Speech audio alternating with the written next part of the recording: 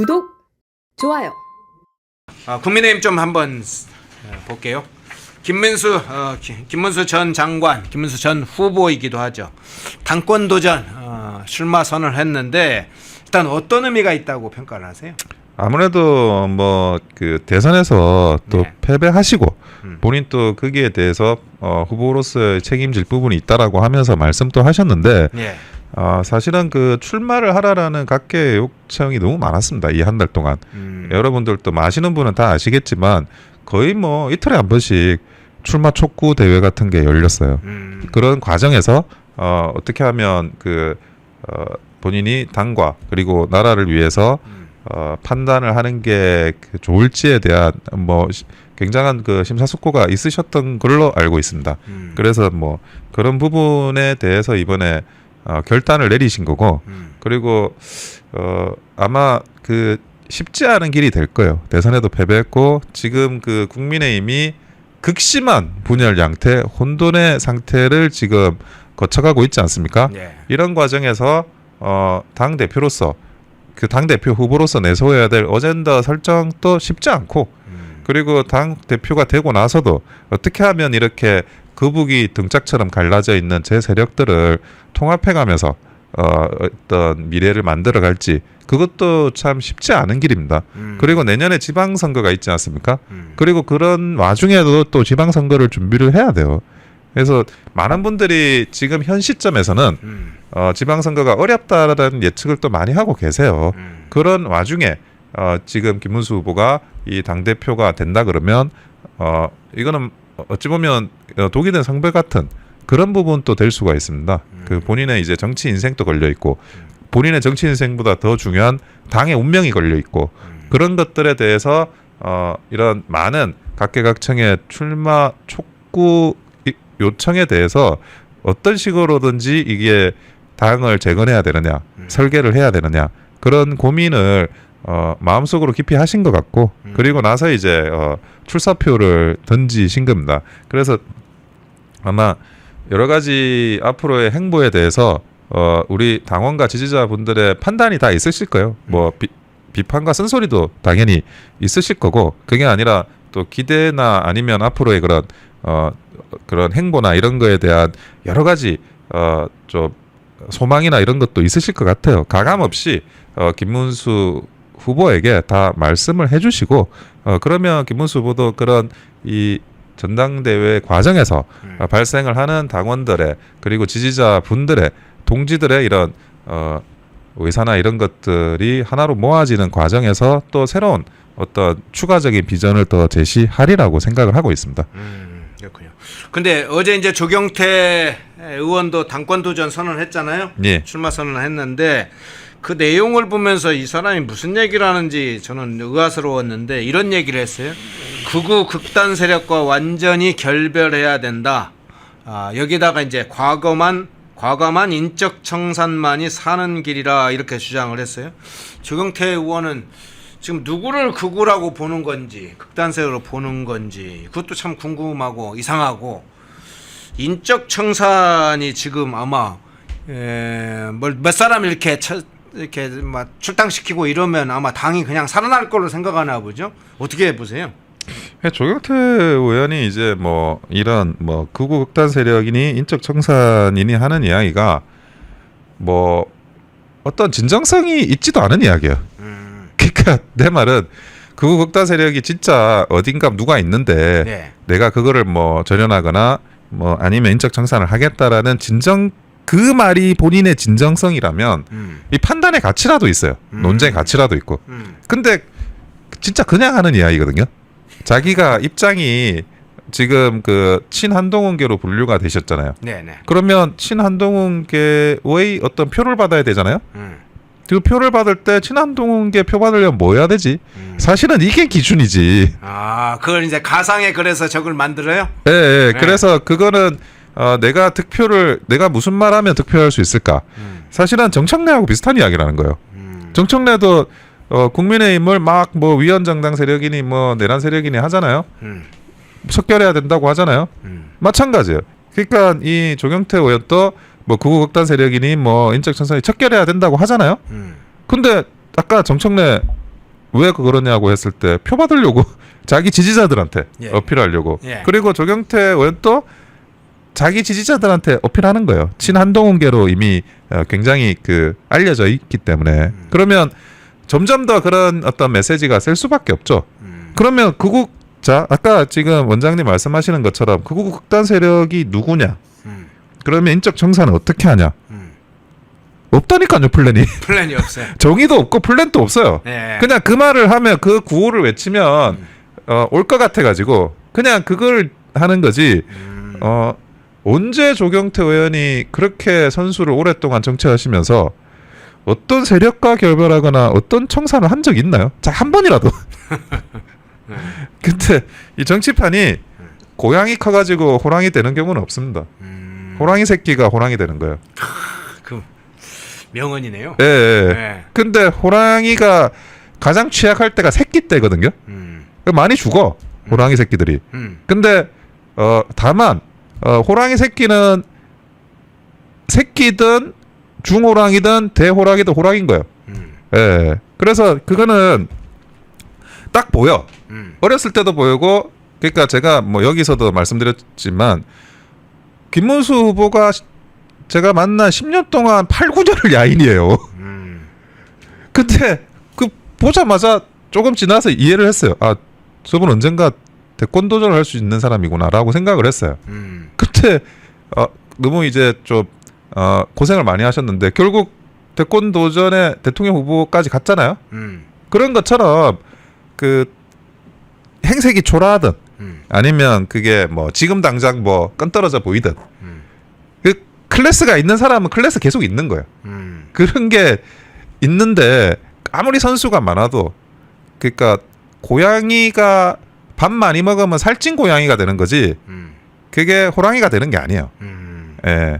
그런 게 있고 그리고 제가 조경태 의원을 비판하는 게 그러니까 맹목적으로 비난하는 게 아니에요. 조경태 의원이 한 번도 어떤 세력의 저력, 인적 청산 이걸 보여준 적이 없어요. 정치를 하시면서. 그게 만약 한 칼 한 번 잡고 휘둘러 가지고 야 임마 해가지고 다 뭐 아주 작은 전투라도 쓸어버린 그런 게 있다 그러면 제가 그걸 인정한다고요. 근데 그런 게 없는 거기 때문에 이거는 왜 구구 극단 세력 뭐 인적 청산 다 구호라고요. 하우도 없고 왓도 없고 아무것도 없는 거예요. 구호다. 예. 네. 자, 근데 이번에 이제 나오는 얘기들이 이제 개별 후보들이 출마 선언, 당권 도전을 선언하고 있습니다만은 일부에서는 이런 식으로 이렇게 나누기도 해요. 당대표 경선이 김문수 후보와 장동혁 의원이 하나의 연합을 구축하는 상황과 그 대립되는 또 하나 축이 안철수 의원과 조경태 의원이 연합하는 요 구도로 진행될 것이라는 이런 얘기도 나오는데 개별 당권 주자들이 출마하는데 구도가 이렇게 짜여진다 이런 예상을 하는데 어떻게 분석을 하세요? 저는 그렇다고 생각하진 않아요. 그래요? 예, 네. 이거는 그냥 좀 조금 단순한 그 생각인 것 같고 네. 왜 그러냐면 우리 쪽에 그러니까 뭐 개파라는 그런 표현은 좀 적절하지 않은데 네. 그냥 당원 지지자들의 분포 정도로 말씀드리면 정통 보수 세력이 있고 그리고 뭐 약간 중도 보수 세력이 있어요. 예. 그리고 그 라인의 선에 주류 비주류 이런 문제도 아울러 들어가 있거든요. 그리고 이거는 조금 추가적인 설명이 필요한 부분인데 주류 정치와 비주류 정치는 이게 성격이 달라요. 예. 우리가 중도 보수라고 하는 거는 뭐 말은 이제 중도 하지만 더 정확한 표현이 비주류 정치예요. 그러니까 누가 뭔가를 치고 나가면 거기에 대해서 비판을 하는 정치라고요. 근데 주류 정치는 우리가 정통 보수라고 하지만 그 무엇을 치고 나가고 그 책임과 어떤 그런 거를 감당하는 거예요.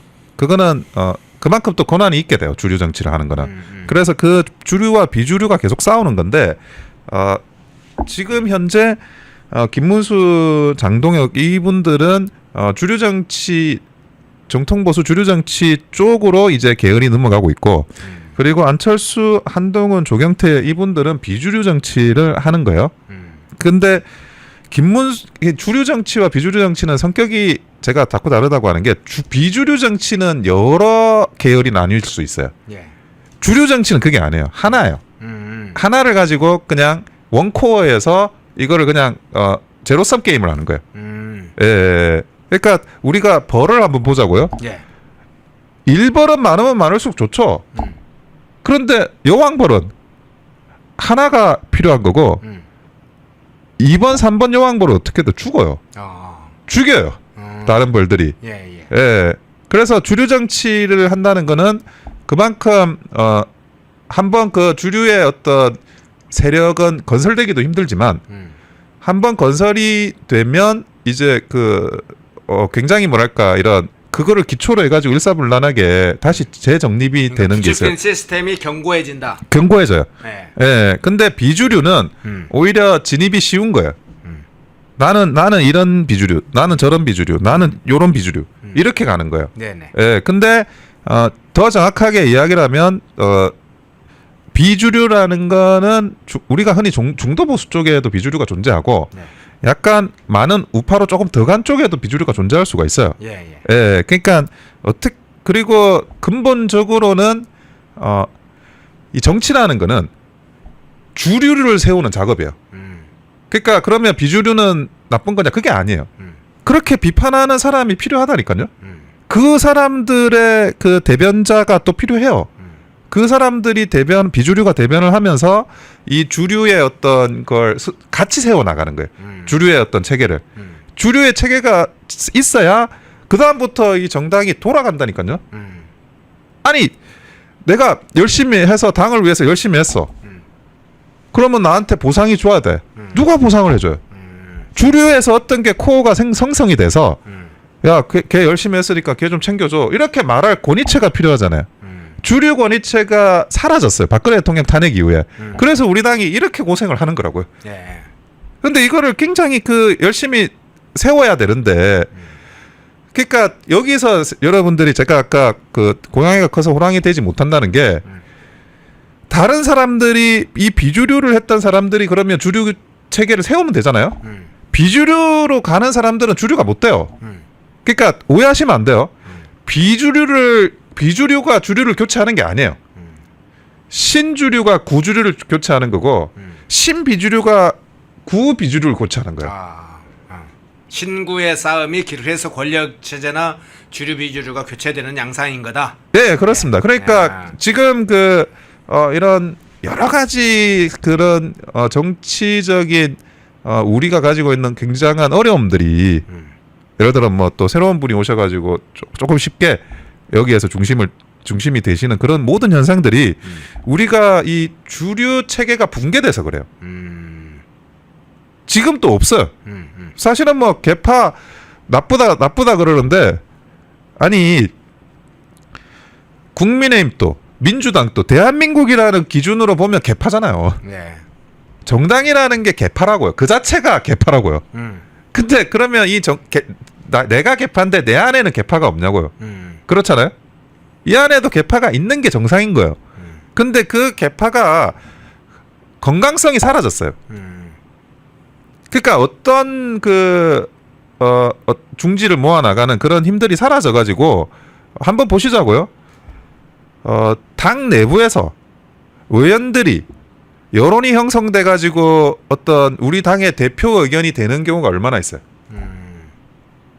그게 안 된다니까요. 그러니까 네 말은 네 말이고 내 말은 내 말이고 서로 그냥 그렇게 가는 거예요. 그러면 그 자리를 누가 대체하고 있느냐? 언론이 대체하는 거예요. 의견이라는 거는 그냥 언론이 지정을 해줘요. 그러면 그게 분위기가 이런가 하면서 따라가는 거예요. 그러니까 정당이 가져야 될 그 정론 이런 것들이 주류가 없으면서 그것도 상실됐어.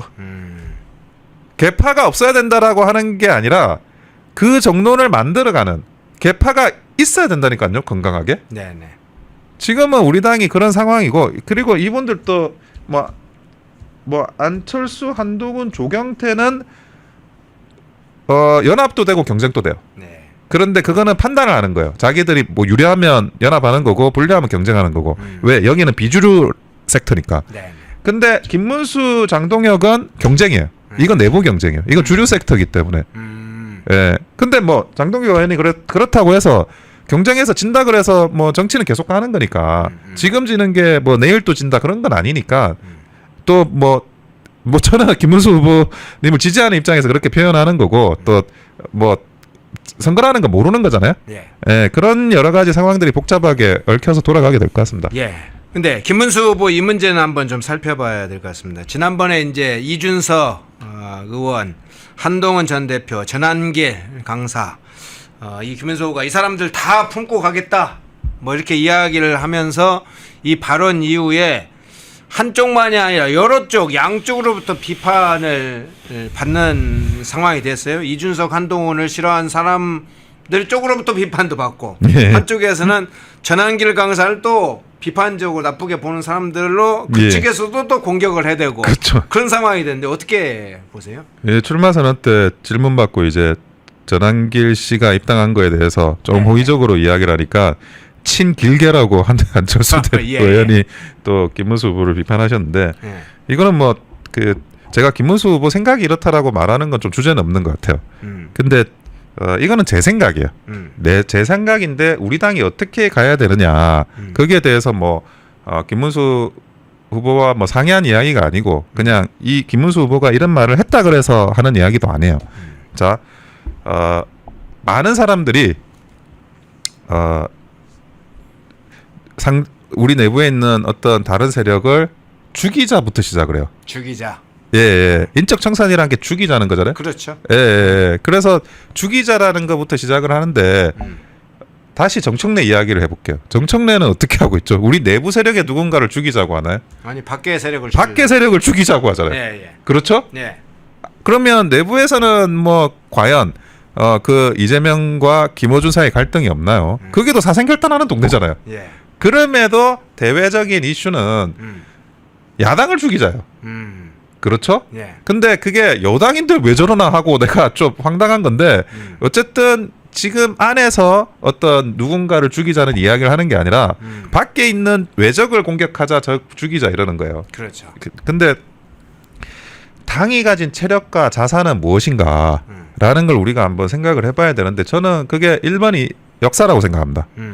우리가 이승만 대통령부터 어쩌면 정통성을 잇는 자유의 당이고 보수의 당이에요. 우파의 당이고 여기서 이제 많은 대통령, 많은 훌륭한 또 정치인들을 배출했고 그분들을 지지하는 사람이 우리를 또 지지해 주시는 거기 때문에 1번이 역사고 두 번째 당의 가장 중요한 자산은 동지의식입니다. 사실은 아까 개파가 없다고 이야기를 했는데 우리는 더 정확하게는 동지의식이 없어요. 사실 동지라고 생각 안 해요. 그러니까 이런 누군가를 죽이자라는 이야기가 쉽게 나오는 거예요. 인적 청산하자라는 이야기도 쉽게 나와요. 인적 청산이 필요하다 그런 것들은 모르겠어요. 이게 그 공개적으로 그것도 정치인의 입에서 쉽게 나올 수 있는 건지 그게 뭐 누가 나쁘다 안 나쁘다라는 걸 떠나가지고 너 방패 너 우리 식구 되면 안 돼. 동지 되면 안 돼.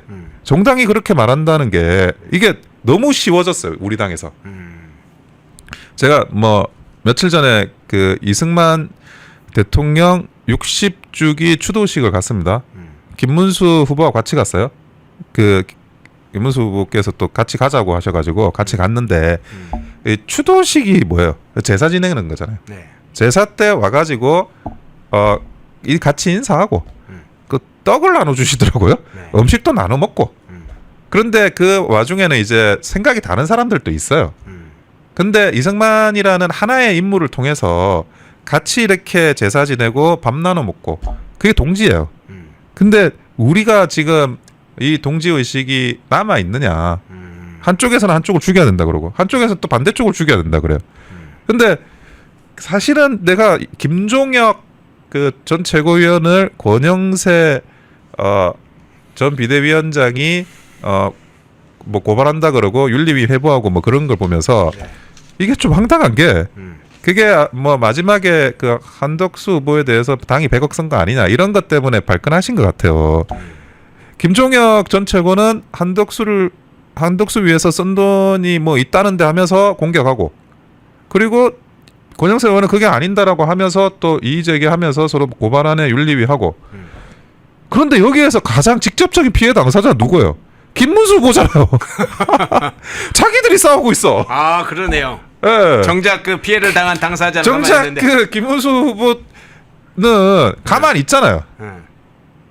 최고 피해를 당하고 최고 열받아 있고 진짜 이 원한을 쌓아도 제일 쌓을 사람은 가만히 있어요. 근데 자기들끼리 막 싸우고 있는 거야. 그리고 뭐 개인적으로 저도 마찬가지예요. 저도 한 10년 동안 당에서 뭐 이런 일 저런 일 굳은 일도 많이 하고 공도 많이 세웠다 그랬는데 뭐 아직도 뭐 이렇게 야인생을 하고 있어요. 이게 여러 가지 뭐 경우의 수가 많고 이 당이 가지고 있는 어떤 부조리나 이런 거에 대해서 뭐 저보다 그 피해본 사람이 누굴까 저도 찾아보고 싶을 정도예요. 그런데 지금 그 우리가 나한테 피해준 사람 찾아가지고 보복하는 게 그러면 우리 당이 잘 될 수 있다 그러면 하겠어요. 누구 죽여가지고 나도 이 당이 발전하고 새로 그거 정립할 수 있다면 하겠다고요. 근데 그러기에는 너무나 많은 사람들이 각자가 죄를 저지른 거예요. 대표적으로 뭐 친한도 마찬가지예요. 어떻게 대통령을 탄핵을 시킵니까? 자기 자당의 대통령을 박근혜 대통령의 그 사례도 있는데 저는 뭐 있을 수 없는 일이라고 생각을 해요. 그리고 친윤도 마찬가지예요. 어떻게 자당의 후보를 새벽에 교체를 해요? 네. 아니 이게 제정신이에요? 그러니까 진짜 미친 거야. 그런데 어떻게 해야 되느냐? 당신 이거 잘못했으니까 너도 죽고 너도 죽고 너도 죽고 너도 죽여라. 그게 맞느냐? 근데 선거 때 한번 보자고요. 제대로 돌아가 선거운동을 하는 당의 위원장이 없어요. 현역이든 비현역이든 불문하고. 다 오합지졸이야. 그러면 그 사람들도 뭐 다 뭐 문제 삼아야 되고 뭐 그래야 되는 건지. 그러니까 제가 생각하는 건 이건데 이렇게 너나 나나 할 것 없이 오합지졸의 중구난방이고 도대체 뭐 진짜 똥이 뭔지 된장이 뭔지를 모른다면 그거는 이 사람들의 잘못인가? 아니면 이 사람들도 어떤 제가 아까 말한 지도자가 없고 지도력이 없는 상황에서 발생하는 건가? 왜 딴 데 가면 멀쩡한 사람이고 사실은 그 개인별로 따지면 저는 민주당보다 더 낫다고 생각해요. 능력이. 그 사람들이 이 국민의힘이라는 항아리에 들어와 가지고 말 그대로 이런 이전 투구를 벌이는 게 정말 어디 그 부끄러울 정도의 그런 이전 투구를 벌이는 게 모두가 공통되고 있다 그러면 이거는 지도력의 문제인 거예요. 지도자의 문제고 우리가 제대로 된 지도력과 지도자를 만나지 않았기 때문이라요. 그럼 어떻게 해야 돼요? 그럼 제대로 된 지도력과 지도자를 만나서 세우자. 나는 김문수 후보가 그 지도자라고 생각하는 거고 그 김문수 후보가 했을 때 그러면 제가 김문수 후보님한테 당대표 되시면 얘는 이 잘못했으니까 죽이고 쟤는 저 잘못했으니까 죽이고 쟤는 저 잘못했으니까 죽이자 이렇게 말하겠어요? 저는 그렇게 말하지 않을 겁니다. 나도 뭐 따지고 보면 뭐 서운한 게 많고 당에 원한이 많을 수 있는 입장이에요. 하지만 그냥 기회를 한 번씩은 다 주자. 그래야지 당이 살아날 수 있는 최소한의 기반이 마련되고 최소한의 동지 의식이 마련된다고. 지금 우리가 동지입니까? 동지예요? 아니에요. 사실은 칼만 안 들었지. 칼만 안 들었지. 민주당보다 우리 내부를 더 증오하고 우리 내부를 더 공격하고 하는데 아니 최소한 형제끼리 싸우더라도 남한테 보일 때 기본 그 형식은 갖춰서 싸워야 되잖아요. 저는 내부 권력 투쟁을 부정하는 게 아니에요. 정치는 기본적으로 의자 뺏기에 그런 성질이 있어요. 내부 권력 투쟁은 항상 일어날 수밖에 없고 그런데 그런 부분들에 대한 최소한의 질서가 필요하다고요. 최소한 아무리 형제끼리 동지끼리 싸운다고 하더라도 그거를 그 기본적인 최소한의 질서를 전제로 한 싸움이 돼야 되는데 그게 아니고 이거는 뭐야 저작거리에서 그냥 머리 집어 잡아당기거나 막 무슨 이상한 짓 하는 거 아니에요. 예, 이렇게 되면 안 된다라는 생각을 제가 하는 겁니다. 예, 그래서 뭐 김문수 후보님에 대한 질문이었지만 제가 김문수 후보의 생각이 뭐다라고 하는 거는 주제 넘기 때문에 제 생각을 그냥 이야기한 거예요. 네. 제가 사실은 하나 더 여쭤보려고 했는데 이야기 중에 다 나왔네요. 혁신위원회 윤희숙 혁신위원회 사실을 물어보려고 했는데 그 이야기가 다 나온 것 같습니다. 예. 과거사 청산위가 되느냐 혁신위원회가 그런 짓을 하고 있어서 그 문제 이야기를 하려고 했는데 인적청산 얘기도 해주시고 그래서 그 안에 대부분의 지금 말씀하시고자 하는 뜻이 있다고 생각을 했습니다. 예, 3부 원영섭 변호사님 모시고 김용대 들은 사령관 문제도 좀 다뤄보고 정청래 문제도 다뤄보고 국민의힘 김문수 후보 문제 또 다른 측의 관련자들 문제도 함께 다뤄봤습니다. 원영섭 변호사였습니다. 고맙습니다. 예, 감사합니다. 펜앤마이크와 광동이 함 구독, 좋아요. 자, 4부 김민수 전 수석 대변인 모시겠습니다. 어서 오십시오. 네, 안녕하세요. 반갑습니다. 안녕하세요. 김민석이라고 반갑습니다. 해서 미안합니다. 아유, 괜찮습니다. 하도 많이 헷갈리시는 분들이 있어서 뭐 김민수, 김문수, 김민석 뭐 이렇게. 그러니까요. 네. 두 자리나 비슷하니까요. 근데 정치연안 들어가기 전에 네네. 우리 김민수 수석 대변인의 소식을 먼저 다루겠습니다. 제가 직접적으로 물어보겠습니다. 네. 이번 전당대회에 출마하십니까? 네, 출마를 결심했습니다. 결심하고 했어요? 있습니다. 네. 네. 어떻게 출정을 합니까? 지금 일단은 그 최고위원 출마를 결심한 상태이고요. 예. 그리고 지금 아무래도 지난 12월 3일 이후부터 계속해서 목소리를 내왔는데 이 목소리의 힘이 약하구나를 좀 많이 느낀 것 같습니다. 그래서 당의 변화 그리고 보수의 재건을 위해서는 힘이 있는 자리가 필요하겠다라는 생각이 먼저 들었고요. 힘이 있는 자리에서 내는 목소리가 필요하겠다. 그래야지만 당원들이 원하는 목소리 그리고 진짜 보수 지지자들이 원하는 목소리를 제대로 낼 수 있겠다라는 생각이 들어서 누군가에게 이런 목소리를 내면서 행동해 주십시오가 아니라 내가 그 자리에 올라가서 내가 행동하고 바꾸자라는 결심이 좀 쓴 것 같고요. 예. 이번 기회가 보수에 있어서 저는 좀 마지막 기회라고 봅니다. 그래서 지금 이제 민주당 이재명이 제가 계속 얘기해 왔던 건데 취임 100일 이후가 된다라고 하면은 진짜로 이 야당에 대한 압박이 굉장히 거세질 것이고 정치 보복도 거세질 것이고 그럼 야당으로서 할 수 있는 게 투쟁뿐이 없는데 투쟁력을 잃은 보수 정당이 살아남을 수 있겠는가? 그리고 이때까지 우리를 사랑해 주셨던 많은 국민과 지지자들까지도 등을 돌리는 상황에서 보수 정당 국민의힘이 명목을 더 이상 이어갈 수 있을 것인가? 이게 마지막이 될 수 있다라는 절박한 심정으로 출마를 하려고 하고 있습니다. 그리고 당을 진심으로 좀 변화시켜 보고 싶고요. 그리고 실력주의 정당으로서 민주당과 당당히 맞서고 국민들께 국익에 도움이 되는 일들을 해낼 수 있는 정당이 될 수 있게끔 한번 만들어 보고자 합니다. 예. 네. 공식적으로 이제 출마 선언을 하는 그런 기자회견을 이제 조만간 가질 수 있겠네요. 네, 뭐 아직 당의 룰도 안 나온 상태라서요. 그러죠. 뭐 이런 그래서 부분들 좀 조금 확인하고. 애매합니다. 네, 그렇습니다. 네.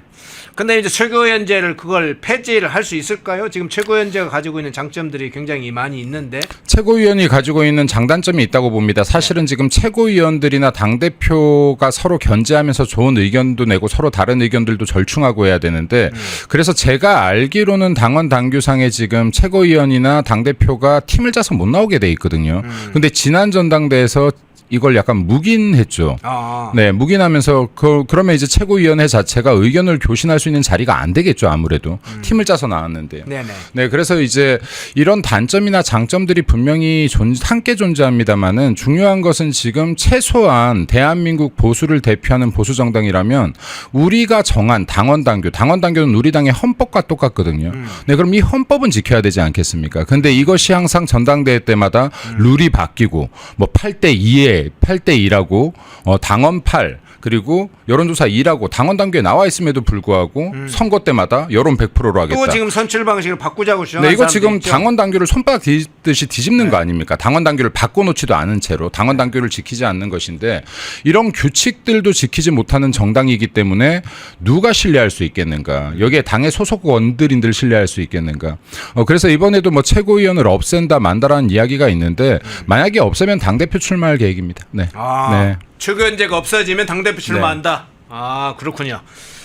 일단 지도부에 입성을 하겠다. 실제로 일을 할 수 있는, 힘을 쓸 수 있는, 말이 현실이 될 수 있는, 당을 바꾸고 이재명과 싸울 수 있는 정당으로 완전히 바꿔놓겠다. 김민수 네. 최고위원으로 불러야 돼요? 당대표로 불러야 돼요?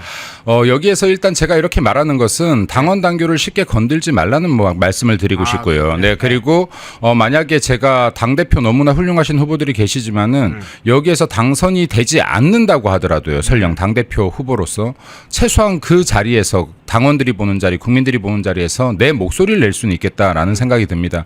그리고 지금 저는 이 당이 지금 이 상태로 완전히 개혁하지 못하고 완전히 변혁하지 못하면 기회가 더 이상 없다고 보기 때문에 그럼 여기에서 최소한 마지막 보수로서의 목소리는 낼 수 있어야 되지 않은가라고 생각되고요. 많은 분들이 지금 우리 당의 뭐 극우 세력들이 많다, 극우와 결별해야 된다 그러는데 당내 대체 극우가 누가 있습니까? 저는 지금 우리 당내 자경화 현상이 가장 큰 문제라고 봅니다. 자경화 척결부터가 보수의 재건의 시작이고 그리고 보수 단합의 시작이라고 봅니다. 그래서 이러한 목소리들을 제대로 낼 수 있게끔 한번 그 자리를 제 스스로 만들어 보려고 합니다. 예. 네. 일단 최고위원제가 유지된다면 최고위원으로 일단 출마하겠다. 이게 지금 네. 1차적인 생각이죠. 그럼 아까 얘기 드린 것처럼 당원 당규상에 당대표 출마자하고 최고위원 출마자는 연합을 할 수는 없습니까? 제가 알기로는 서로 이렇게 지지가 안 되는 것으로 알고 있는데요. 당원 당규상에. 그래서 지난번 전당대회에 이게 좀 논란이 됐었습니다. 팀을 짜도 괜찮은가 아닌가 했었는데 그건 역시도 뭐 선관위에서 그냥 묵인하면서 괜찮다라는 형태로 넘어갔는데. 그랬어요? 네, 근데 지금 이게 선관위나 혁신이 비대위에 그런 권한을 주지 않았다. 당원 당규를 깰 권한을 주지 않았다. 이건 마치 대통령이 뽑혔더니 헌법을 위반할 수 있는 권한을 무소불위를 누리는 것과 뭐가 다르냐. 그러니까 가장 원칙이 되는 것은 당원 당규여야 되는 것이고 당원 당규가 잘못되었다고 생각된다라고 하면 정상적인 절차, 전국위원회까지 열어서 당원 당규를 고쳐야지 맞다라는 말씀을 드리고 싶습니다. 예. 네. 자, 이번에 최고위원회 출마를 지금 선언한 셈이고 실제로 출마하면 이제 선거활동을 해야 되는데 그걸 전제로 해서 여쭤볼게요. 최고위원이 실제로 되면 아까 이제 좀 일부 소개를 해드렸습니다만 현실적으로 이제 문제를 해결해 가야 하잖아요. 어떤 부분에 중요하게 초점을 많이 둘 겁니까? 저는 세 가지 정도에는 좀 초점을 둬야 되고 사실 최고위원이나 당대표가 됐다라고 해서 모든 걸 바꿔낼 수 없겠죠. 이게 현실이겠죠. 네. 그럼에도 불구하고 핵심적인 것들은 바꾸려는 정말 절박한 노력이 필요하다고 봅니다. 이번에는 당이 쇄신해야 됩니다. 왜냐하면 지금 당 지지율이 10%대에 그치고 있는데 이것은 비단 우리들의 기존 지지자들까지도 등을 돌렸음을 의미합니다. 10%대는 우리들이 계속해서 중도 좌클릭하면서 진짜 우리를 전통적으로 지지해왔던 분들조차도 등을 돌린 지지율이 10%대다. 자, 그러면 지금과 같은 계속 혁신의 목소리만 낼 것이냐. 지금 제가 이 이야기를 많이 하는데 임진왜란이 터져서 왜군들이 쳐들어온 상황에서 책상머리에서 혁신 안 짜고 있을 것이냐. 지금 싸울 때다. 싸우는 게 혁신이다.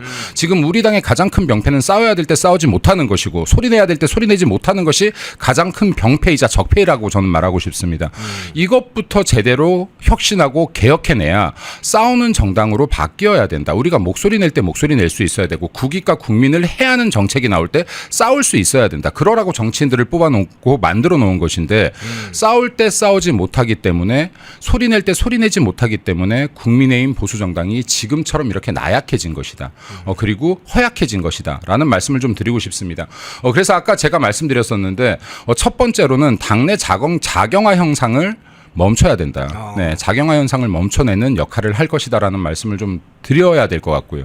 그리고 또 두 번째는 제가 이거를 좀 정책 이름을 정하려고 하는데 블루컷이라고 좀 명명하고 블루컷? 있어요. 네, 그러니까 당내 파란색들을 막아내겠다. 네, 그러니까 이게 블루컷이라는 표현을 좀 하고 있는데 이런 것들이 지금 계속해서 보수주의에 대한 가치나 신념을 잃고 이게 맹탕 정당이 되고 있다. 이 보수의 가치 안에서 국민들을 더 이롭게 할 수 있고 국가를 발전시킬 수 있는 모든 이념들이 들어 있는데 보수라는 이 정치 사상 속에 다 들어 있거든요. 근데 이런 것들을 이해하지 못하기 때문에 부안해동하면서 계속 좌클릭만 주장을 한다. 그 색깔이 없잖아요. 그럼 좌클릭 우리가 아무리 해도 민주당보다 자로 갈 수가 없거든요. 그러면 국민들에게 인정받을 수가 없는 거예요. 그럼 진짜 국민들에게 인정받을 수 있는 방안이 무엇인지를 알아야 된다. 그럼 두 번째는 방금 제가 보수의 가치를 얘기했는데 보수의 가치를 기반으로 해서 정책을 만들어낼 수 있는 능력이 있어야 된다. 그래서 저는 실력주의로 당내 인사들이 채워져야 된다. 예를 들어서 실력을 위주로 이게 학력이나 인맥이나 계파가 아니라 실력을 위주로 당내에 기회가 주어진다면 우리 당이 이렇게 허약해지지 않았을 것이다. 근데 지금 말하는 실력은 이 사람이 지금 투쟁할 수 있는 능력이 있는가, 싸워야 될 때 싸울 수 있고 목소리 내야 될 때 목소리를 낼 수 있는 사람인가, 그리고 대국민을 설득할 수 있는 연설력을 갖췄는가, 그리고 좌파 패널들이나 좌파들과 토론을 했을 때 기꺼이 이길 수 있는 토론 실력을 갖췄는가, 그 우파의 가치를 알고 보수의 가치를 알고 이 가치를 국민을 위한 정책에 담아낼 수 있는 정책 능력을 갖췄는가, 이 정도만 저희들이 분별할 수 있다라고 해도 지금 이렇게 경쟁력 없는 정당이 되진 않았을 것이다. 그리고 또 세 번째는요, 제가 지금 벌써 국민의힘에 입당한 지 7년이 되었습니다. 그간의 청년들을 만나보면요, 저희들이 청년들의 지지를 그토록 원해왔는데 청년들을 저희 당 외면해 왔습니다. 근데 이번 계엄 이후에 1020, 30 청년들이 우리 당을 지지하기 시작했어요. 근데 우리 당이 이들의 손을 잡아주지 않았습니다. 자, 지금 기존의 좌파 세력의 전통적인 지지층으로 불렸던 4050은요, 이제 나이가 먹어서 50, 60 세대까지도 확장됐습니다. 우리 지지층이었던 60, 70은 이제 더 연세가 드셔서 70, 80, 90으로 넘어가고 있습니다. 자, 우리의 정통적 지지층이 영원히 사시면 좋겠지만 영원히 사실 수가 없어요. 이렇게 되면 지금 좌파 지지층은 전 세대로 확장이 되는 것이고 우리를 지지하는 강력한 지지층은 없는 상황이 발생하는 겁니다. 이때 지금 1020, 30 청년층들의 마음을 잡아내지 못한다라고 하면 보수는 앞으로 영원히 괴멸한다. 근데 우리들이 1020, 30 청년들의 마음을 잡아낼 수 있는 이 시점을 놓치고 있다라는 말씀도 드리고 싶고, 그렇기 때문에 청년들이 진짜로 당에서 주류가 될 수 있는 제도적 장치들을 만들어야 되고, 또 청년들을 긴 안목으로 보수의 인재로 키워내는 제도도 만들어야 된다. 이 세 가지만 하더라고 해도 빠듯한 시간이라고 봅니다. 그러니까 홀 좋은 여러 가지 말들보다 이 세 가지만 완벽하게 고쳐도 보수의 근간을 어느 정도 바꿀 수 있을 것이다. 이 토양을 바꿀 수 있을 것이다라고 생각됩니다. 네. 네. 지금 이제 말씀하시는 전체적인 윤곽 방향을 꼭지를 좀 알겠습니다. 사실은 국민의힘 내부가 일부 문제가 아니라 전체적으로 약간은 분산되는 상황에 있어요. 지금 자경화뿐만 아니라 각자 의원들이 여과 없이 일정한 절제력도 없어지고 각자 이익에 따라서 막 어떤 배가 난파하면 막 도망치듯이 그런 양상으로 지금 가고 있기 때문에 이 상황을 방향을 딱 뚜렷하게 정하고 수습하는데 굉장한 여러 가지 걸림돌이나 어려움이 많을 것 같아요. 그 부분에 대한 사실은 상황 인식은 어떻게? 지금 사실 명확한 것은요, 우리 당이 지금 이게 명확한 비전이나 목표가 없기 때문이라고 볼 수 있습니다. 왜냐하면 민주당 같은 경우는요, 방향이 정해지면은 이견이 없습니다. 달라붙어서 그 길을 만들어냅니다. 근데 우리 당 같은 경우는요, 지금 당내 생존 게임을 하고 있는 거예요. 민주당은 옆에 있는 사람들을 동료로 인식하고요, 우리 당은 옆에 있는 사람들을 경쟁자로 인식합니다. 예를 들어서 저 사람이 주장했는데 맞는 말이야, 그럼 일단 반대하고 봐. 저 사람은 이 포지션이고 난 이 포지션인데 만약에 지금 여론이 저쪽 포지션으로 가면 내 정치 생명이 끝날 거야. 그럼 저 사람을 비판하고 비난하고. 자, 이러다 보니까 이게 지금 당내의 생존이 더 중요한 정당이 되어버렸다. 당내 생존하면 뭐 할 겁니까? 여기에 지금 결국에는 이렇게 나라가 망가지는데도 목소리조차도 내지 못한 정당이 되고 있는데요. 그럼 이건 정치의 본질과 목적을 잃어버리는 것이다. 그렇기 때문에 지금 차기 지도부는요, 반드시 투쟁력이 강한 사람들이 들어와야 된다. 차기 지도부에 투쟁력이 강한 사람들이 들어와서 보수의 체질 자체를 바꾸려고 해야 되고, 보수가 앞으로 지향해야 될 정확한 목표를 정해야 된다. 그리고 지금 이렇게 서로 싸우고 있는 것은 인재 채용에 있어서 명확한 룰이 없기 때문이기도 합니다. 지금 내가 이 계파를 만들어서 내가 이 안에서 목소리가 더 커져야 내가 살아남을 수 있다는 생각 때문입니다. 예를 들어서 명확한 인재를 선별하는 룰만 정해져 있다 그러면 내가 이런 것 눈치 보지 않고 내가 내 할 일 하면 되는 겁니다. 내가 이 당에 기여할 걸 찾으면 되고, 내가 국가에 기여할 걸 찾으면 되고, 국민의 이익에 부합하는 것들을 찾으면 되는 겁니다. 그럼에도 불구하고 우리 당은 지금 이런 기준들이 방금 전당대회에서도 보셨듯이 전당대회 때마다도 이게 손바닥 뒤집어지듯이 룰이 바뀌고 매 선거 때마다 손바닥 뒤집어지듯이 룰을 마음대로 바꿔대니 어쩌겠습니까? 힘 있는 사람 편에 줄을 서야죠. 자, 이런 문화를 만들어낸 것이 잘못이다. 이 문화부터 바꾸지 못한다면 보수는 영원히 다시 재건하지 못한다라는 말씀 드리고 싶습니다. 예. 네. 자, 김민수 수석 대변인의 출정 준비는 돼 있고 이제 본 레이스가 시작되면 본격적으로 지금 생각하고 있는 구상을 당원들과 국민들에게 알리는 상황이 될 겁니다. 당의 사실은 체질 개선을 하는 작업이 여기에서부터 시작되겠죠. 이 당은 무엇을 목표로 하는 정당인지, 국민의힘은 지향하는 바가 뭔지, 보수 우파 정당이라면 보수 우파 정당의 색깔과 이념을 뚜렷하게 갖고 있는지 또는 그런 사람들이 누구인지 그런 사람들 싸울 줄도 알고 보수 이념을 정통한 사람들을 전면에 배치할 능력이나 그럴 수 있는지 그 문제를 이제 호소해 갈 것으로 보입니다. 그 부분은 아마 이후에 또 대담해서 자세하게 추가적으로 다뤄보는 걸로 하고 이슈 좀 먼저 네. 다뤄볼게요. 저 국정상황실장 이슈를 한번 먼저 네네. 한번 여쭤볼게요. 자, 이 지금 조선일보가 어제 이제 단독으로 보도를 하면서 추가 보도가 나오고 있는데 국정상황실장 지금 교체됐다. 초기에는 교체되는 것으로 알려졌다 이렇게 단독 보도가 나왔다가 이미 확인이 돼가지고 송기후 국정상황실장이 경제안보비서관으로 가고 후임에 김정우 전 민주당 의원이 왔다. 이게 지금 단독으로 다시 지금 조선일보에 떴는데 이 국정상황실장 교체 이 문제는 좀 간단해 보이진 않아요. 임명된 지 한 달밖에 대략 안 되는데 어떻게 이 상황을 보고 계세요? 국정상황실장이 굉장히 실세이자 그리고 막강한 권한을 가지고 있는 자리잖아요. 그렇죠. 예. 그리고 지금 이게 실제로 처음부터 이렇게 막강한 기간은 아니었고 막강한 자리는 아니었지만 사실 이게 박정희 대통령 때 좀 확대가 됐다가 조직이 그리고 또 보수 정권 때마다 축소가 됐다가 좌파 정권 때 다시 확대가 됐다가 문재인 네. 정부 때 특히 힘이 실렸죠. 네, 문재인 정권 때 또 확대가 됐다가 윤석열 정권이 들어와서 야 이거 너무 비대하다라고 해서 또 그 권한을 축소했는데 이번에 이재명이 다시 또 확대를 한다라고 하는 거죠. 네, 그러면서 지금 실제 그 굉장히 큰 실세의 자리이기도 하고 여기에 어떻게 보면 대통령의 모든 상황들에 대해서 컨트롤 타워 역할을 하는 곳이거든요. 그렇죠. 그렇기 때문에 이게 정무적 역할도 굉장히 뛰어나야 되고 이게 사정기관 업무에도 굉장히 밝아야 됩니다. 근데 지금 기존에 지금 이 실장 자리에 앉혀놓은 사람은 이게 국제통상위원장으로 활동했던 사람인데 이게 약간 뭐 무역이나 경제 전문가로는 볼 수 있는데 이 자리에 적합치 않다라는 얘기들이 좀 많이 있었거든요. 네.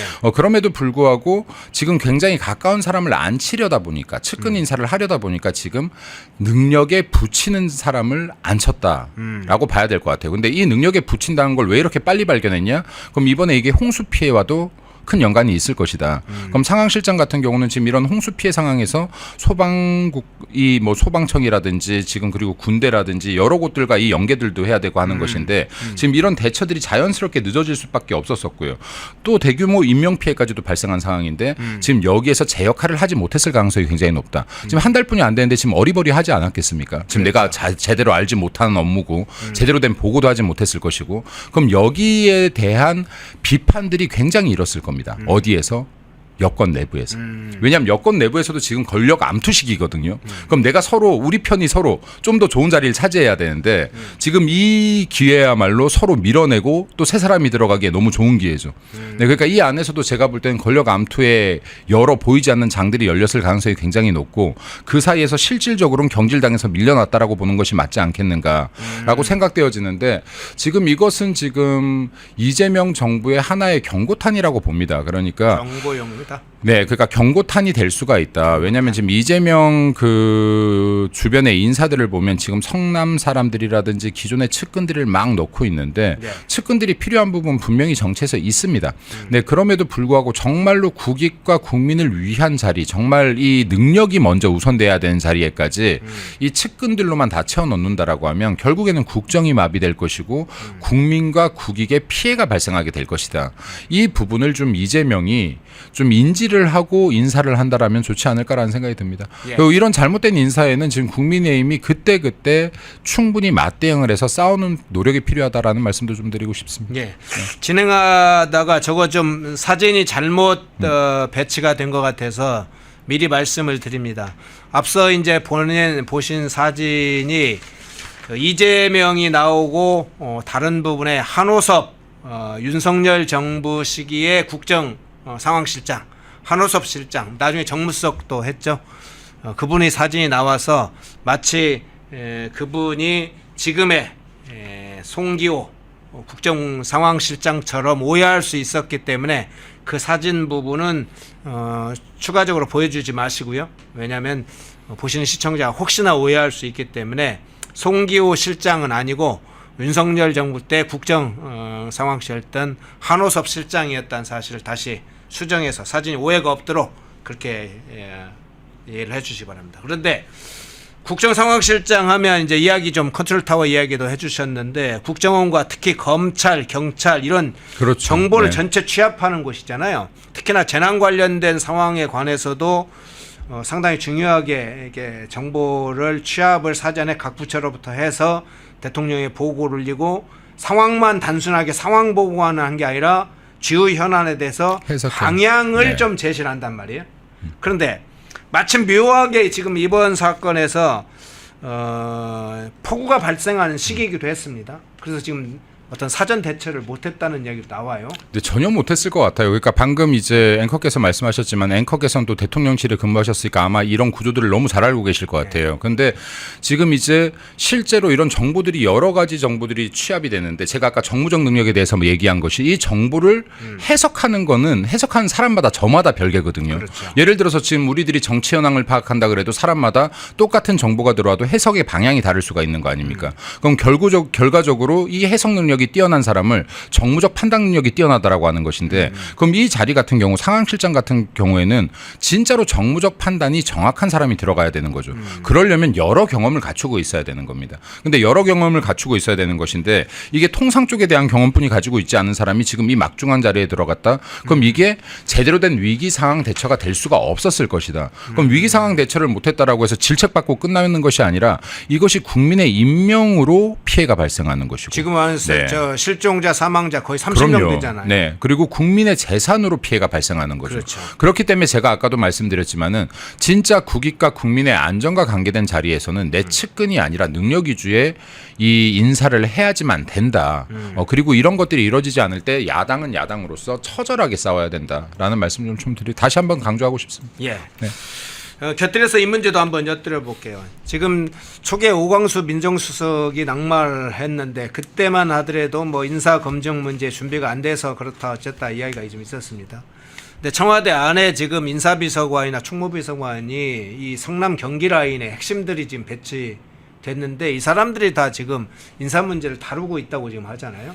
이번에 지금 송교 이 국정상황실장 문제도 이게 경질성이라 한다면 지금 말씀하신 것처럼 적합한 적절한 실력 있는 인물을 뽑지 못해서 발생한 거 아닙니까? 그렇죠. 네. 사전에 맞습니다. 네. 검증 작업이나 그 인물에 대한 선택을 물론 이재명이 잘못한 것도 있지만 핵심적으로 그것을 보호자 하는 인사비서관실이나 총무비서관실 그 일을 하고 다시 자기들이 담당하고 있다고 하니까 지금 알려진 바에 의하면 그 책임을 사실은 물어야 되는 거 아닙니까? 물어야죠. 근데 묻기가 힘들 거예요. 왜냐면요. 힘들어요. 제가 이거 좀 많아서 좀 적어와 봤어요. 네. 이재명의 성남 라인.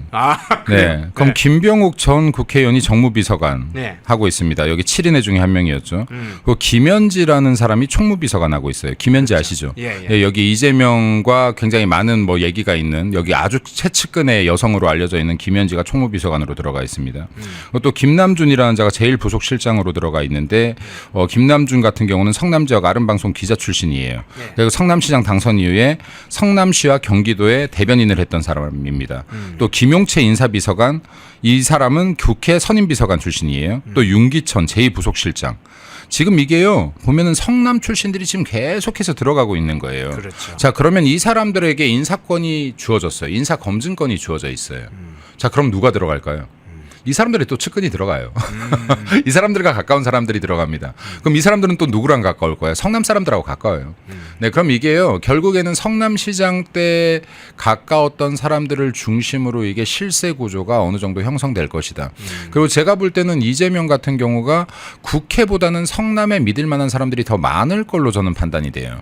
왜냐하면 지금 이거는 진짜로 밑바닥부터 같이 올라왔던 사람들이거든요. 그 중에 일부는 지금 죽기도 했고, 네, 일부는 감옥에 가 있기도 하지만 지금 남아있는 사람들은 분명히 중요한 보직으로 쓰일 것이다. 근데 이 사람들이 지금 아까도 말씀하셨지만은 국회에서 일해본 적이 있느냐? 아니면 국가에서 일해본 적이 있느냐? 성남시나 경기도의 경험이 단데 이 사람들이 지금 이 국가 국가 국정을 핸들링할 수 있는 능력이 있느냐가 가장 큰 문제가 될 것이다라고 보여져요. 그래서 지금 이제 이러한 부분들은 이재명이 성남시의 한계를 뛰어넘어서 국정 운영을 제대로 할 수 있을 것이냐. 그러려면 사람부터 그 그릇에 맞는 사람들이 쓰여져야 될 것인데 지금 성남시장 당시 인사를 그대로 옮겨놓은 것 같은 지금 이 대통령실 인사들로 지금 이 국정 운영을 제방향을 찾을 수 있을지 걱정이 되는 부분이라고 보겠습니다. 예. 자, 송기호 국정상황실장 사실상 경질로 보이는데 왜 그런 일이 발생했을지, 내부의 권력투쟁일지, 아니면 지금 말씀하시는 것처럼 권력투쟁 양상에다가 플러스 어떤 문제가 발생한 건지 그 문제를 살펴봤고요. 자, 이 주제로 좀 넘어가 보겠습니다. 자, 지금 이제 이재명의 편협한 여기 선택적 징벌이 곳곳에 드러나고 있는데 그 중에 하나가 이 문제입니다. 지금 몇 곳의 지자체를 딱 겨냥해서 지금 공격을 해대고 있어요. 지난번에 뭐 이재명이 재난은 정쟁의 대상이 아니다 이렇게 이야기를 했어요. 강유정이 그래서 그럴듯한 얘기다 했는데 불과 하루 좀 지나서 딱 뭐 음주가무 이야기를 하면서 특정 대상을 겨냥하기도 했습니다. 지금 오산 뭐 시장, 오산시, 구리시, 세종시 마침 국민의힘 다 출신들 자치단체장들을 겨냥을 하고 있어요. 정쟁의 대상이 아니라고 하면서 지금 그러고 있습니다. 거짓말이죠. 근데 참 이게 민주당이 대한민국의 재난 상황을 정쟁으로 이용한 지는 지금 오래됐습니다. 세월호 때부터 그랬죠. 예. 네, 그리고 지금 이 이후부터는 재난만 발생하면 정치적으로 해결하려고 했어요. 그리고 지금 이것으로 정치적 이점을 찾아내려고 했습니다. 우회쓰려고 했습니다. 재난을 정쟁과 정치로 이용했던 거 민주당이죠. 세월호도 그랬고 지금 이태원 참사도 그랬습니다. 특히 이태원 참사 같은 경우는 민노총의 그 지금 수사를 통해서 민노총에서 북한 지령문을 받고 지금 정치적으로 이용했다는 것까지도 밝혀졌던 상황 아닙니까? 자, 그럼 이런 정도로 지금 심각하게 지금 재난 상황들을 악용하고 있었다라는 말씀을 좀 드리고 싶고요. 반면에 또 본인들이 약간 불리한 것들은 묻고 가려는 경향들을 계속해서 보였어요. 예를 들어서 무안공항 참사 같은 경우도요. 굉장히 떠들썩했어야 될 사건인데 민주당의 패턴으로 보면 그렇죠. 쥐죽은 듯이 조용하게 넘어갔다. 지금 이에 대해서도 지금 좀 명확한 수사가 필요할 것이다라는 말씀을 좀 드리고 싶고요. 그리고 지금 이번에 세종시 급류 실종 사건만 해도 이거 지금 급류돼서 실종된 지 24시간 동안 인지조차도 못하고 있었던 거 아닙니까? 자, 이 정도로 심각한 상황임에도 불구하고 이에 대해서는 거의 무건수행을 하고 있다. 반면에 지금 구리시장 같은 경우 국민의힘의 지자체장 같은 경우 물론 잘했다는 거 아닙니다. 저는 굉장히 적절하지 못했던 행동이라고 봅니다. 그럼에도 불구하고 이걸 선별적 비판하는 것은 잘못됐다. 이것이야말로 지금 이러한 재난 상황들을 정치적으로 정쟁으로 이용하려는 것 아니냐. 그리고 이 앞에 대통령이 선다는 거 참 포만 난다. 모양 빠진다라는 말씀도 좀 드리겠습니다. 대한민국이라는 지금 최대 7대 강국의 대통령이 구리시장이나 뭐 이런 특정인들 한두 명을 짚어서 정쟁으로 이 재난 상황 대국민이 슬픔에 빠져 있는 사건에 대한 정쟁으로 이용하려고 한다는 것은 이거 굉장히 잘못된 것이다. 그리고 이런 부분들은 민주당이 반성을 해라. 지금 이런 재난 앞에서 민주당이 계속해서 이걸 정쟁으로 하려고 하기 때문에 근본적인 문제 해결에 집중하지 못하는 부분이 있습니다. 예를 들어서 지금 세월호 참사 같은 경우도요.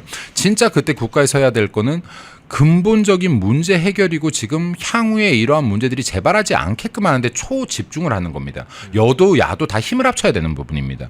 근데 이 정쟁을 계속해서 정쟁으로 만들어 왔기 때문에 이태원 참사도 마찬가지고요. 그럼 정작 국가나 정치인들이 해야 될 일은 하지 못했다. 이것으로 정쟁을 하고 한쪽은 공격하고 한쪽은 방어하기 바빴다. 이런 상황에서 어떻게 이거에 더 나은 대비책을 만들어내겠습니까? 그 후속 재발을 하지 않는 이런 정책들을 만들어낼 수 있겠습니까? 그러니까 이런 것들은 이러한 재난들은 더 이상 정쟁으로 활용하려고 하지 말고 진짜로 국익과 국민을 위해서 정책 방향으로서 보완을 하고 개선할 수 있는 방향들을 찾아야지 맞다라는 말씀도 좀 드리고 싶습니다. 그러니까 이런 얘기 나오면 계속 반복돼서 커뮤니티에 돌고 있는 게 이제 만찬 문제하고 뭐 떡볶이 먹방 문제하고 이런 게 막 나오잖아요. 안 나올 수가 없죠. 왜냐하면 지금 세월호 때 아직도 우리는 기억합니다. 거기에서 지금 밥 한 끼 못 먹다가 그 현장에서 앉아서 컵라면 한 끼 먹은 게 죽을 죄가 되어서 지금 물러났던 사람이 있고요. 그렇죠. 네, 그리고 지금 이런 수해 상황에서 회식을 하고 있는 사람들이 있고요. 웃고 즐기면서. 예. 네, 그리고 지금 문재인 같은 경우는 짜파게티를 먹고 앉아 있고요. 그때 봉준호 감독이었나요? 초대했던 네, 사람이. 그랬죠. 네, 봉준호 감독 초대해서 짜파게티를 먹고 있고요. 자, 이런 것들은 자기들이 한 것은 미화가 되고 비판받을 행동이 안 되는 것이고 진짜로 그 현장에서 컵라면 하나를 먹은 건 죽을 죄가 되는 것이고 이건 지금 너무나도 잣대가 다른 거죠. 만약에 민주당이요 국민의힘에 되는 잣대를 스스로에게 된다라고 하면 대한민국 정치는 엄청난 발전을 이룰 겁니다. 네, 엄청난 발전을 이룰 거예요. 정치 선진국이 될 겁니다.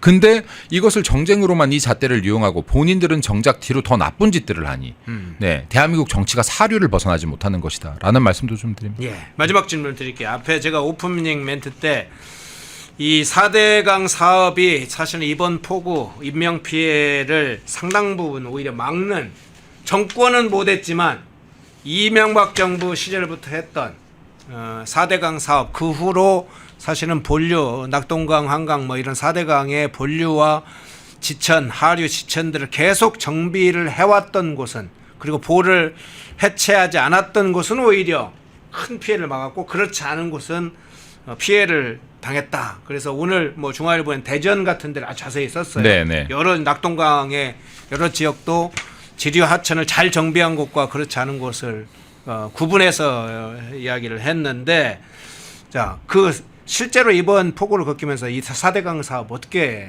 평가를 하세요? 4대강 사업은 실제로 굉장히 높이 평가해줘야 되는 사업이에요. 네. 지금 이거 역시도 민주당이 지금 국민들의 안전보다는 정쟁으로 활용하려고 했던 거 아닙니까? 그랬죠. 지금 4대강 사업 같은 게요. 이게 도대체 그러면 이렇게 따지면 지금 한강도 굽이굽이 놔뒀어야 되나요? 네. 예. 지금 이게요, 첫 번째는 국민들의 안전이에요. 개구리가 아니에요. 이거 지금 환경단체에서 개구리가 없어진다라고 했더라고요. 예. 예, 개구리 자연 중요해요. 근데 국민의 안전이나 국민의 생명보다는 아니라고요. 이게 우선순위를 못 잡으면 어떡해요. 여기에 지금 강이 범람하는 거는 방금 말씀하셨지만 두 가지 원인 정도로 볼 수가 있어요. 이게 지금 굽이굽이 흘러가다 보면 태적층이 계속 쌓여요. 그렇죠. 그건 강의 높이가 계속해서, 이게 하천의 높이가 계속해서 줄어드는 겁니다. 깊이가. 자, 그럼 태역층이 계속 쌓이게끔 둘 것이냐. 이 바닥을 긁어줘야 되고 볼을 세워야 되는 거예요. 그럼 이건 빗물을 담을 수 있는 그릇이 되는 것인데 4대강은 이 역할을 명확하게 하고 있다. 4대강이 유지되고 있는 곳들은 지금 홍수 피해가 지금 없는 거 아닙니까? 네. 네, 그럼 이것만으로도 지금 이명박 대통령이 엄청난 기여를 한 거예요. 왜냐하면 지금 이 물난리가요 매년 반복되는 거였잖아요. 매년 물난리 난 곳에 또 나는 거예요. 사람이 가장 바보인 게요, 똑같은 실수를 반복하는 거고 똑같은 피해를 또 입는 거예요. 여기 내년에 물난리 날 걸 알면서 대처하지 못하는 건데 이거 계속 못 해왔잖아요. 이거 이명박 대통령이 지금 4대강 사업으로 해결을 했으면 박수 쳐줄 건 박수 쳐줘야죠. 네. 그리고 지금 박수 쳐줄 것들은 박수 쳐줘야 되는데 이거 잘 만들어 비싼 세금 걷어서 만들어 놓은 이 4대강을 문재인 때 해체하지 않았습니까? 예. 이거 해체를 시작했는데 중단됐어요. 왜 중단됐습니까? 지역 주민들이 반대해서 중단됐어요. 이거 해체하면 다시 홍수 터진다고요. 근데 또 이거 다시 또 해체하겠다고요? 그러니까 이런 부분들을 정쟁으로 이용하지 마라. 지금 보수 정치인들의 업적을 가리기에 급급하니까 이 피해 역시도 국민들께 돌아가는 것이다. 그리고 이런 것들은 진짜로 이거 해체해야 되는 이유를 계속 자연보호를 들고 있는데 예. 정치인들이 이것도 자연보호와 반대되는 얘기 잘 못하잖아요. 무서워서. 제가 말씀드릴게요. 자연보호 중요합니다. 근데 국민의 안위보다 아닙니다. 네, 국민의 안전보다 아니에요. 네, 이런 것들 당당하게 주장하시고 여기 4대강 지금 제대로 살릴 수 있는 방법들 그리고 국민의 피해를 막아낼 수 있는 방법들에 연구 집중하면 좋겠다는 말씀드립니다. 예. 네. 김민수 수석 대변인 오늘 출정을 이제 공적으로 한 셈이니까 네. 자 다시 한번 이제 보수 정당을 크게 좀 흔들는 목소리 내주시고 실제로 그렇게 액션이 이번 전당대회 기간 동안에 큰 용광로가 되도록 또 분출한 힘이 되도록 그렇게 해주시고 다음 주에 볼 때 또 새로운 또 구체적인 소식으로 한번 만나겠습니다. 네, 감사합니다. 예. 네. 김민수 아니요. 그렇게 끝내긴 아쉬우니까 민수석 대변인 마지막 이야기를. 보수를 사랑하시고 지지해 오셨던 많은 국민들께서 허탈함과 허무함의 연속인 날들인 것 같습니다. 그리고 지금 많은 분들이 포기하시고 국민의힘을 떠나시는 분들도 굉장히 많아서 지금 당원 이탈률도 굉장히 높은 상황인 것 같습니다. 이대로 가면 정말 대한민국을 지탱해왔던 보수 정당 국민의힘이 역사의 뒤안길로 사라질 수 있다라는 위기감을 느끼고 있습니다. 그럼에도 불구하고 희망이 없는 시대를 살고 있어도 우리가 작은 희망이라도 가져야 진짜 희망을 만들어낼 수 있는 기회가 생긴다고 생각합니다. 국민 여러분 그리고 당원 여러분들께서 마지막 희망 놓지 마시고 그래도 더 미래를 보면서 희망 가져주시기를 부탁드립니다. 그리고 더운 날씨 건강 잘 챙기시고 비 폭우에 대한 피해 없으시길 바랍니다. 오늘도 즐거운 하루 되십시오. 감사합니다. 네, 예, 김민수 전 수석 대변인이었습니다. 고맙습니다. 네 감사합니다. 네. 펜앤마이크와 광동이 함께 준비한 광동 루테인 밀크시슬 혈행 개선, 노화로 인한 눈 건강, 간 건강. 펜앤마이크 TV 단독 할인 2개월분 한 박스에 3만원, 6개월분 세 박스에 84,000원. 펜앤마이크 구독자 전용 댓글 상단 할인 링크에서 구매 가능합니다. 전화 문의는 1661-6915, 전화 문의는 1661-6915. 펜앤마이크와 광동이 함께 준비한 광동 면역보감 데일리 스틱 2024년 건강기능식품 대상 높은 흡수율, 휴대와 섭취가 간편한 스틱형 펜앤마이크 TV 단독 할인 1개월분 한 박스에 33,000원, 3개월분 세 박스에 9만원. 펜앤마이크 구독자 전용 댓글 상단 할인 링크에서 구매 가능합니다. 전화 문의는 2661-6915, 전화 문의는 2661-6915. 펜앤마이크와 광동이 함께 준비한 광동 혈당혈압 콜레스테롤 케어 솔루션 식후 혈당 상승 억제, 체지방 감소, 혈중 콜레스테롤 개선, 높은 혈압 감소. 펜앤마이크 TV 단독 할인 1개월분 한 박스에 25,000원, 3개월분 세 박스에 66,000원. 펜앤마이크 구독자 전용 댓글 상단 할인 링크에서 구매 가능합니다. 전화 문의는 1661-6915, 전화 문의는 1661-6915. 펜앤마이크에서 추천하는 영상도 보고 가세요. 다른 영상도 즐기시려면 구독 버튼을 꼭 눌러주세요.